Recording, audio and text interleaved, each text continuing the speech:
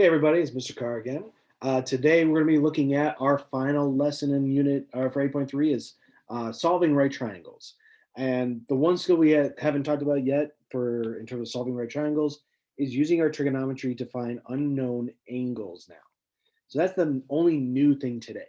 Okay. After that, the solving is easy because you're just finding all the missing pieces. That's what it means by solving the right triangles.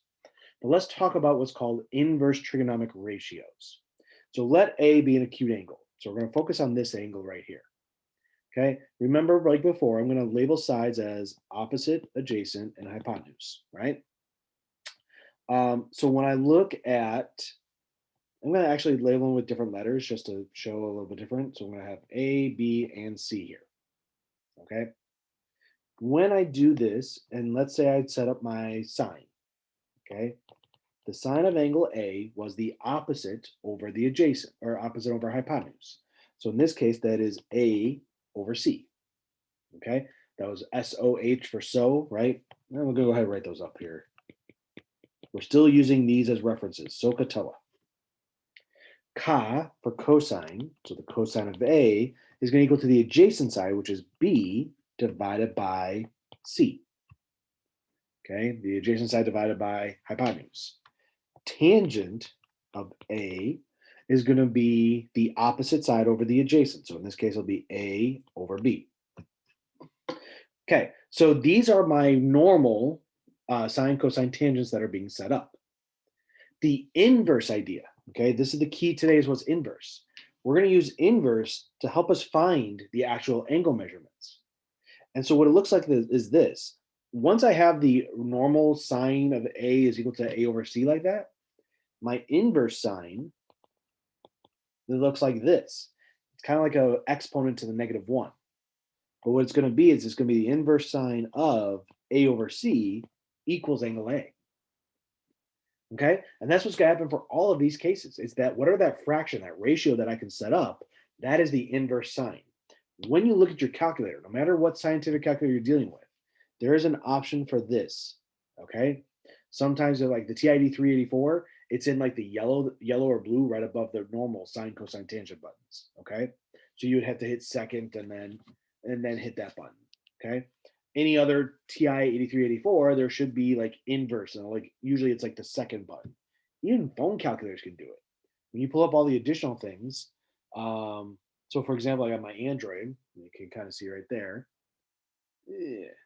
You can see sine, cosine, tangent there, but if I hit the shift button, okay, that's the double arrow. Now I got my inverse sine, cosine, tangents. Okay, so now you can see all those other pieces. So any scientific calculator can handle this. So inverse cosine, whoops, of B divided by C is equal to angle A. The inverse tangent of A over B is equal to angle A. So in all three of these cases, we are able to find angle A depending on what's given and what's basically what's given. All right. So all three of these will give me to the same angle A there. So let's actually use that. So the first thing I want to do is I want to find the angle A in this case. To find the measure of angle A to the nearest tenth of a degree. So there's my reference. And again, just like I did before, I'm going to start with doing the opposite adjacent hypotenuse idea. From angle A, this is opposite, that's adjacent, that's hypotenuse. So when I look at this scenario, in reference to angle A, I know the opposite and adjacent. So I'm going to apply TOA.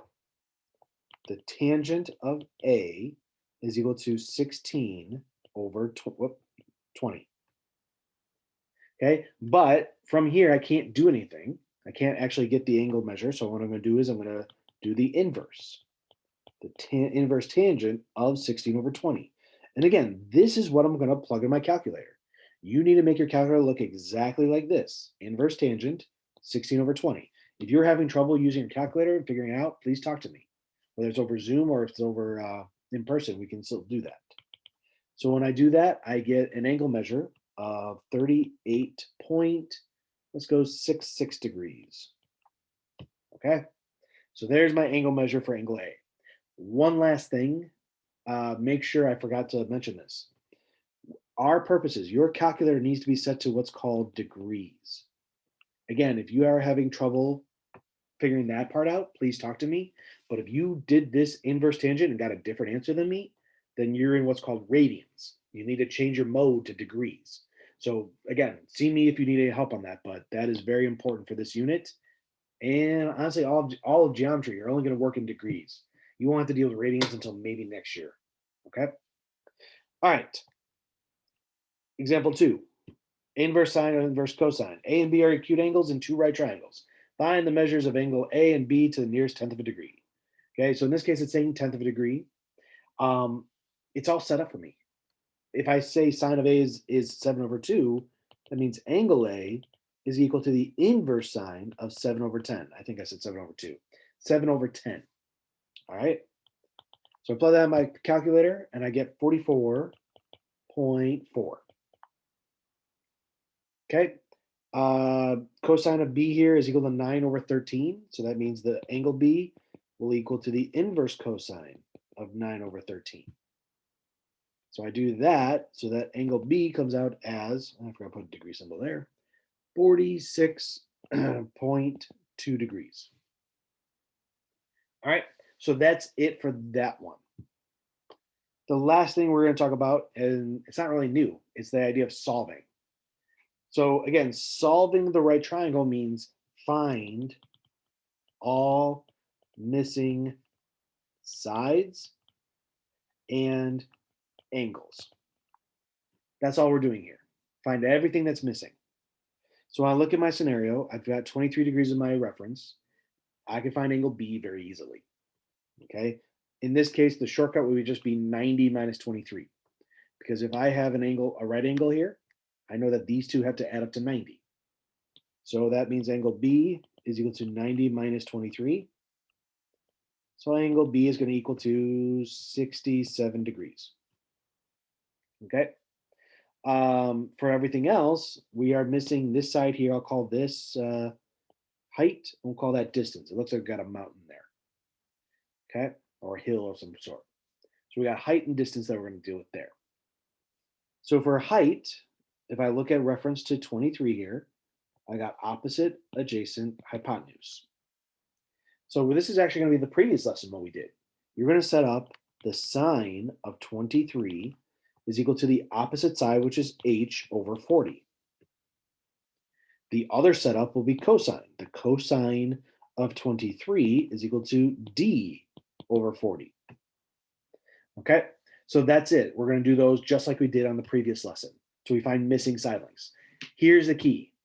You're looking for an angle, you're going to use the inverse sine, cosine, tangent. If you're looking for the side length, you're going to use regular sine, cosine, tangent. So we take sine, cosine, tangent of angles to help us find sides. We take inverse sine, cosine, tangent of the ratios in order to help us find angles. Okay, so that's a key difference. Make sure you understand. Inverse finds angles, regular finds side lengths. So in this case, I'm going to do my cross multiplication so that h is equal to 40 times sine 23. And I do that to get to 15, nearest tenth it says. So we'll do 15.6 feet. Over here, when I do my cross multiplication over 1, I'm going to d is equal to 40 times the cosine of 23. So when I do that, d is going to come out to 36.8. Okay? And that's it in terms of new stuff. So I'm just going to go over a handful more examples here just to make sure that you see those before it's time to go. Okay? Before I do the you try nows, let's do a quick recap. We're learning inverse sine, inverse cosine, inverse tangent. You use those to find a missing angle measurement. Okay? You still set up your normal trig ratio, but then once you have it set up, you're going to do the inverse of that ratio. Okay? So you're going to have like the tangent of A equals 16 over 20, like we did. Then you do the inverse to find the measure of angle A. And the only other thing today is then now we can now solve right triangles. We're finding every missing side length and every missing angle. So sometimes I'll give you a right triangle where I give you all three sides. You're going to have to use inverse trig to find the angles, and then you can do all that. All right. So I'm changing this you try now up because you already did angle A because that was actually part of our example. So instead, let's find approximate angle C to the 10th of a degree. So here's my reference angle C. I'm going to do opposite adjacent hypotenuse. So I can set up my tangent. I'm going to use TOA. The tangent of C is equal to opposite, which is 20 over 16. So that means C is equal to the inverse tangent of 20 over 16. I do that, and I'm going to get angle C is going to be 51.3 degrees. Okay. Question 2, we talked about it. You reflect on it at that point. Question 3. So we got angle X here. So it's this one right here. So this is going to be my opposite adjacent hypotenuse.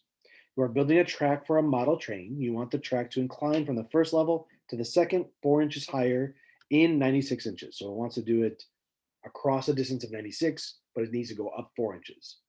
So we want to make sure that this angle of elevation isn't less than 3 degrees. Well, just like before, I'm going to set up I got opposite and adjacent of the two knowns. I'm going to use TOA. The tangent of X is equal to 4 divided by 96.